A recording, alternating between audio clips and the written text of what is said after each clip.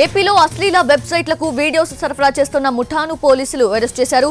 Videos తో పాటు live shows ని వెబ్సైట్స్ కి విక్రయిస్తున్నారు.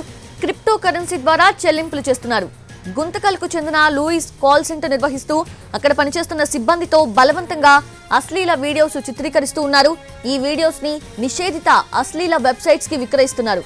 లూయిస్ శ్రీకాకుళంకు చెందిన గణేష్ జ్యోత్స్నను అరెస్ట్ చేసినట్లు Eagle cyber security IG A K Ravikrishna తెలిపారు. సైప్రస్ దేశానికి చెందిన వారితో ఆన్లైన్ చెల్లింపులు చేస్తున్నట్లు చెప్పారు.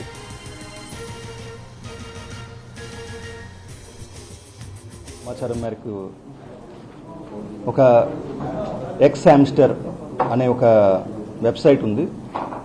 దాంట్లో ఎక్స్ హామ్స్టర్ లైవ్ అని కూడా ఉంటుంది. అది సైప్రస్ అనే దేశానికి సంబంధించిన వెబ్సైట్. అది భారతదేశంలోని నిషేధించబడిన వెబ్సైట్. దాంట్లోని లైవ్ కంటెంట్ అంటే అడల్ట్ కంటెంట్ వీళ్ళు ప్రొడ్యూస్ చేయడం, ఆ వెబ్సైట్కి దాన్ని వీళ్ళు సప్లై చేయడం, దాని ద్వారా క్రిప్టో కరెన్సీ ద్వారా నగదు సంపాదించడం.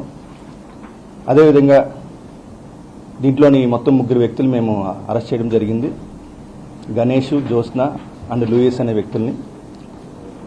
వీళ్ళు అడల్ట్ కంటెంట్ స్వచ్ఛందంగా వాళ్ళకి సప్లై చేయడం వల్ల, అదేవిధంగా క్రిప్టో కరెన్సీ ద్వారా వాటి ద్వారా కూడా డబ్బులు సేకరించడం జరిగింది.